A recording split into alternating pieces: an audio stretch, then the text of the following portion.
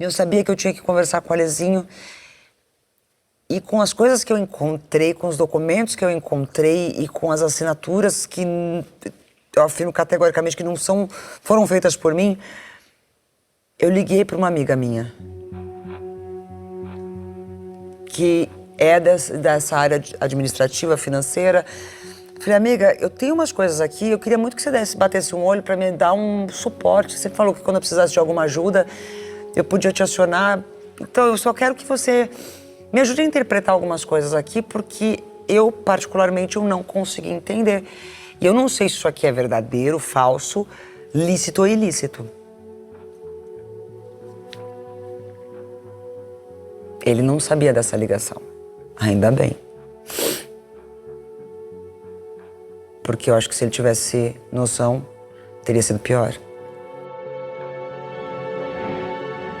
Eu achei que eu tinha chegado num momento da minha história que estava bem financeiramente, patrimônio, as empresas indo super bem, meu filho maravilhoso, exemplo na escola, a gente podendo curtir algumas situações. Eu falei, poxa, eu vou chegar um momento agora que eu não vou precisar fazer todos os dias aquilo que eu fiz há tempos atrás. E tive uma fase da minha vida que eu não tinha férias, eu trabalhava de dezembro a dezembro, virava Natal, Ano Novo. E aí a vida foi melhorando, graças a Deus, e construí isso tudo. Eu falei, caramba, agora eu vou poder viver aquilo que eu sempre sonhei. Eu vou poder trazer cada vez mais a minha família para perto, por mais que ele tentasse tirar todo mundo de perto de mim. Eu sempre dava um jeito de ter todo mundo perto, por isso que minha casa é grande, por isso que eu tenho tantos quartos. É uma das coisas mais importantes e especiais para mim. Isso eu não vou perder nunca. A emoção é grande quando ela relembra da própria história de vida. Ana faz revelações surpreendentes. O meu pai, todo mundo sempre me questionou porque meu pai nunca apareceu do meu lado. Porque meu pai era um agressor. Meu pai bateu muito na minha mãe. Eu carreguei minha mãe por algumas vezes para o hospital. Essa marca que eu tenho na minha mão foi meu pai que me deu. Por isso que eu jurei que nenhum homem me tocaria para fazer isso. Só que eu permiti ser ferida e abusada de outra forma. A família dela enfrentava a violência doméstica na figura do pai. Eu sou menina de interior, nasci na cidade de Santa Cruz do Sul, que aliás tem muito orgulho, Rio Grande do Sul. Eu sou a mais velha de casa, mais velha de 4 irmãos. Era muito difícil como criança ter todo mundo falando o quanto meu pai era ruim, era agressivo, batia na minha mãe, o quanto ele era cruel, ruim. Até o dia que eu cheguei pro meu avô e falei assim, vô, não fala mais isso pra mim que machuca. Eu sei que ele é assim.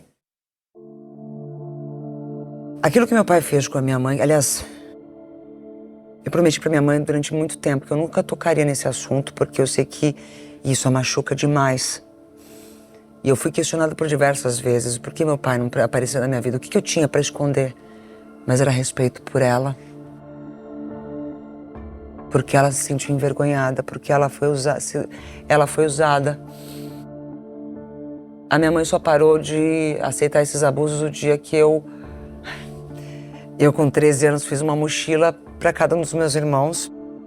Peguei eles na mão e saí a pé da casa da minha mãe para casa da minha avó. E falou, mãe, se você não mandar ele embora, eu tô saindo daqui com os meus irmãos. A minha irmã tinha 1 ano e pouco, bebê de colo. Peguei todo mundo e fui embora. E eu falei que a gente não ia voltar mais para casa, porque a gente não ia passar mais por aquilo. Foi aí que ela tomou coragem para dar um basta. Ela tirou ele de casa, mas a violência não parou. Meus pais se casaram cedo, minha mãe aos 18. Segundo ela, eu nasci prematura. Na verdade, eu já estava a caminho. Mas naquela época não podia, a moça não podia ter barriga e não estar casada. Meu pai e minha mãe trataram de resolver esse assunto. Eles eram um casal muito unidos. Pelo menos eu lembro da minha infância, nós não tínhamos nada, morávamos na casa da minha avó. Quem me criou e com quem esteve do meu lado sempre, quando minha mãe estava trabalhando, em casa, cuidando das coisas da roça, tudo, era minha bisavó e meu bisavô. E aí meu pai começou a trabalhar numa fábrica de móveis, começou a prosperar de funcionário, ele e meu tio fizeram o próprio negócio. Mas num determinado momento da vida, quando ele chegou numa estabilidade até então financeira que a gente nunca experimentou, uma chave virou. E aí ele se transformou num cara que eu não conhecia, bem agressivo. Por qualquer coisa, ele espancava a minha mãe. Por qualquer coisa, ele quebrava tudo dentro de casa. Minha mãe até descobriu traições, muitas. E ele torturava a gente psicologicamente dentro de casa, muito. E essa marca que eu tenho na mão foi porque ele voou em cima da minha mãe com um pedaço de um sofá que ele arrancou, abriu a cabeça dela inteira e eu voei pra cima dele. Eu tinha 12 anos de idade. Era na hora do almoço, ela estava fazendo faxina em casa. Eu cheguei da escola, vi aquela cena, eu voei pra cima dele. E do jeito que eu voei, ele me arremessou, porque era um cara grande. Minha família inteira, todo meu tamanho não mente isso. Era um cara grande e forte, ele me arremessou pra cima da mesa da cozinha. E do jeito que eu caí em cima da mesa, tava cheio de prato, copos, a tampo de vidro. Aquilo estilhaçou comigo em cima. Foi a mão de Deus que não deixou me cortar inteira, que foi a única coisa que cortou. Eu abri minha mão inteira. A cicatriz presente é essa aqui. Mas eu abri minha mão toda. E ele só parou de bater na minha mão quando ele me viu sangrando. Eu lembro até hoje como ele ficou, como ele chorava e dizia: meu Deus, o que eu fiz? Foi a mesma reação que eu vi do Alexandre naquela janela, quando ele escutou a policial do outro lado falando comigo: pelo amor de Deus, o que você está fazendo? O rosto, o olhar mudou.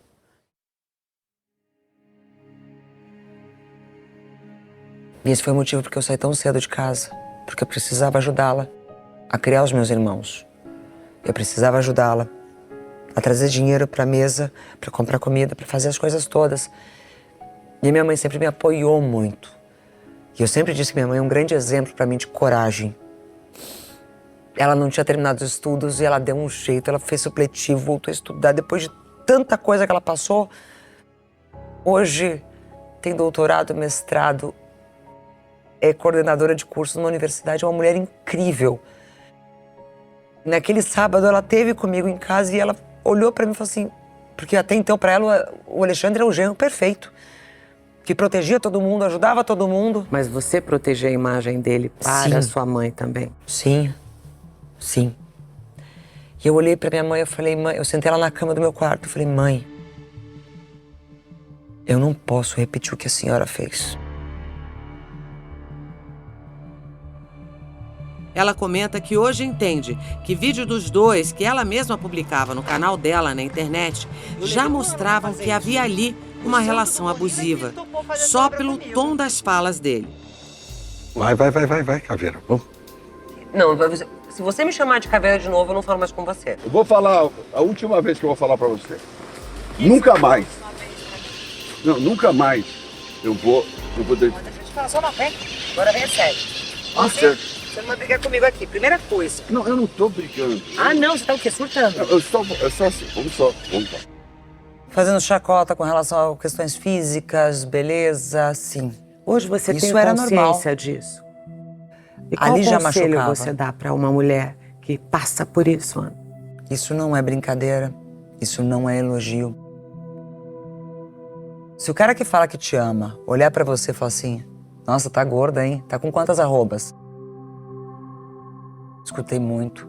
Aliás, falava isso pra outras mulheres também, e por diversas vezes discuti com ele por isso. Falei: como você tem coragem de fazer isso? Você não pode. Isso não é justo. Você não. O cara que tá do meu lado não pode fazer isso. Não é possível.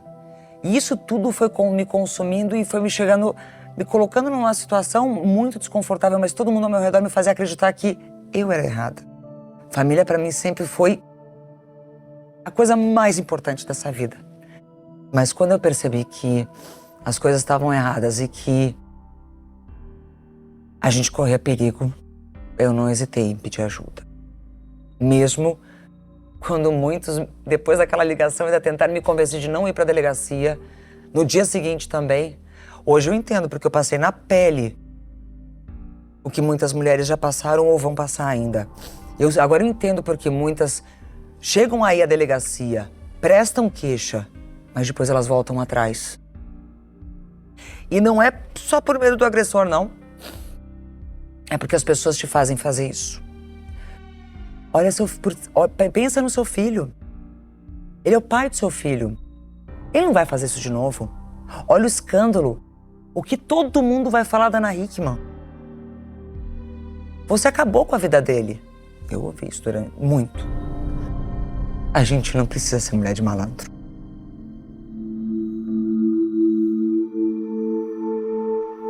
O Alexandre, ele me afastou de tudo e de todos. Ele colocava medo nas pessoas. Ele realmente... Ele me colocou dentro de uma redoma. De tal forma que ele podia, assim, fazer o que ele queria. Eu não tinha sábado e domingo. Eu não via ele se compadecer quando eu estava doente. Eu trabalhei muitas vezes. Horas, 12 horas no dia com 40 graus de febre. Eu nunca reclamei disso porque eu sabia que eu estava fazendo a minha parte. Mas graças a Deus teve uma coisa que na minha vida foi muito forte e que durante esses últimos meses eu falava muito pra ele, falava assim, graças a Deus eu tenho a parte emocional muito forte e eu quando me olho no espelho eu gosto do que eu vejo, porque se fosse por você, anorexia, bulimia e depressão, fichinha. Não ia ter psicólogo ou psiquiatra pra curar. Porque ele fazia isso. Ele achava engraçado. Ainda bem que Deus me deu coragem de eu pedir ajuda aquele dia. Não foi só ajuda para não apanhar mais, para não ser mais agredida, mas para cortar esse ciclo vicioso de uma vez por todas. Dá vergonha, muita, de você ser escoltada por policiais até um hospital e você, quando entra no PS, mesmo com uma policial feminina do seu lado, com outras pessoas, o médico olhar para você, o que aconteceu? Eu não falei que eu caí da escada, eu não menti em momento algum. Eu mostrei meu braço e falou, isso aqui é ferimento causado por trauma de porta que foi fechada no meu braço. Fui fazer radiografia, eu não quebrei, graças a Deus, mas eu fiquei bem machucada. Sim, eu acredito. Ana confirma que na ida à delegacia não pediu medida protetiva contra Alexandre. 2 pessoas naquele dia foram importantes para me incentivar. Um dos meus advogados que eu liguei e contei o que estava acontecendo. Ele falou assim, se você sabe que quando você entrar lá você vai fazer até o fim, né? Eu falei, eu sei. E a delegada, que esteve sentada na minha frente, que ainda insistiu para que eu pegasse a medida protetiva. E ela perguntou, você tem certeza? Eu não peguei a medida protetiva aquele dia. E hoje eu posso dizer que eu fui uma tola de não ter feito isso. Mas ainda, a vergonha era tão grande. Ao mesmo tempo que eu sabia que eu tinha que fazer aquilo, eu senti muita vergonha. Eu sentada naquela cadeira, dentro da delegacia, eu senti muita vergonha. E eu não sabia como eu ia voltar para casa para encontrar meu menino. Chegou o novo Omo Expert Branco Absoluto, o sabão que devolve a brancura das roupas em... Ela confirma a separação do marido. Ela entrou com pedido de divórcio na última quarta-feira. Vocês estão se divorciando de fato? Sim. Você já deu entrada? Muita gente achou que eu estava quieta desse jeito porque eu ia voltar atrás. Não. Você já deu entrada? Pela Maria da Penha. A lei está para nos proteger. Ela foi criada por conta de uma mulher que foi vítima disso. E tantas outras que também foram vítimas. Eu cansei de dar... Eu dou notícias sobre isso todos os dias dentro do Hoje em Dia. A lei é cada vez mais forte. Ela me protegeu, sim. Existem muitos gatilhos de proteção. Ainda bem. Qual a diferença com um pedido de divórcio normal, Ana, e um pedido de divórcio através da Lei Maria da Penha? O pedido de separação de corpos, o divórcio litigioso, muito mais rápido. Porque fica muito claro que aquele relacionamento não pode mais existir. Porque senão ainda a gente tem que provar que aquele relacionamento ainda pode ser tentado. Não, pela Lei Maria da Penha não, é muito mais rápido. Vai mais rápido, é direto. Sim. E a gente tem que saber usar, isso vale pra todas. O Ministério Público tá ali, não pra mim, não pra Ana Hickman, porque eu sou da televisão ou porque eu tô na mídia, não, isso serve pra todas as mulheres. Pra mim, pra você, pra qualquer pessoa que estiver aqui, pra todas que passaram por isso, pela agressão física, verbal, financeira, patrimonial, psicológica. É pra todas. A gente só tem que saber usar e ter a coragem. A gente tem que ter coragem. Eu sei que eu não posso mais voltar atrás. Não sou mulher de malandro. Sou eu que tô aqui machucada e fui machucada durante muito tempo. A maior preocupação de Ana é o filho Alexandre, de 10 anos. Como tá seu filho, Ana? Chora muito. Muito. Eu não vou falar nada pro meu filho porque eu quero que ele, quando crescer, tire suas próprias conclusões e não tenha as mesmas feridas que eu tenho, que eu carrego. Ele não sabe que eu tô aqui gravando essa entrevista com você, mas é engraçado que ele chegou e ele veio do quarto dele, ele trouxe 2 carrinhos pra minha mão, os favoritos dele, falou assim, ó, toma, mamãe, é pra te dar sorte hoje. Ele sabe que vocês estão se separando, mas ele não sabe o motivo exatamente. Ele sabe que o pai e a mãe não podem mais ficar juntos. Ele percebe que havia uma relação tóxica? Ou ele Sim. percebe? Percebe. Não era assim que eu tinha imaginado a minha família. Forte e serena, Ana Hickman agora quer seguir e olhar pra frente. Ai, eu tô feliz que agora eu consegui falar e que eu precisava me cercar de segurança primeiro para poder falar, emocional, jurídica também e física. Agora eu consigo falar. Por isso que na segunda-feira, quando eu voltei, e aliás o pessoal aqui foi muito carinhoso comigo, do mesmo momento, quando eu entrei na emissora, todo mundo falou assim, você tem certeza? Eu falei, me deixa voltar. Eu preciso me sentir forte e acolhida. Trabalhar é bom. Muito. Trabalhar é muito bom. Mas ao mesmo tempo, eu me senti abraçada pelas pessoas, assim, porque elas me respeitaram quando eu disse, eu não tô pronta pra falar. E agora, eu consigo. Como você pretende administrar essa situação? Essa vai ser a parte mais difícil, porque eu ainda não sei por onde recomeçar, mas eu vou recomeçar. Eu não tenho medo do futuro, não tenho medo de uma série de coisas, porque eu sou de família humilde, ouvindo nada, então se deitar, beijar o chão, arregaçar as mangas e levantar e continuar, isso eu já estou fazendo. E é isso que eu quero que todo mundo entenda, que todas nós podemos fazer isso. Sei que em algum momento mais coisas terão que ser ditas, mas eu só posso fazer isso quando a justiça provar. Mas se a minha coragem servir pelo menos para que outra também se encoraje para parar com isso, para dar um basta, eu já vou ficar feliz. Ninguém merece ser torturada, de nenhuma forma. E não estou dizendo isso para desmerecer o relacionamento, a família ou a figura do homem. Eu estou falando da figura de um agressor, de um covarde, de um canalha que acha que tem poder e domínio sobre os outros.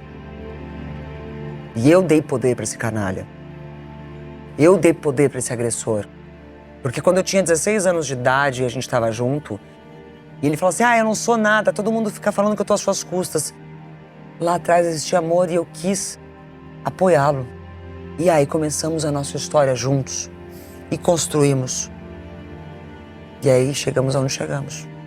E eu quero que as pessoas saibam que a mesma Ana verdadeira que eles sempre encontraram, que lutou pela família e acabou protegendo um relacionamento que não era de verdade. Quero que elas saibam que eu vou continuar cada vez mais verdadeira. E por ironia do destino, uma causa que eu sempre apoiei, que é a causa da mulher, não é de hoje. Eu tive que sentir na pele e saber que eu também fui vítima, para me dar mais vontade ainda de querer apoiar as outras e continuar lutando por isso.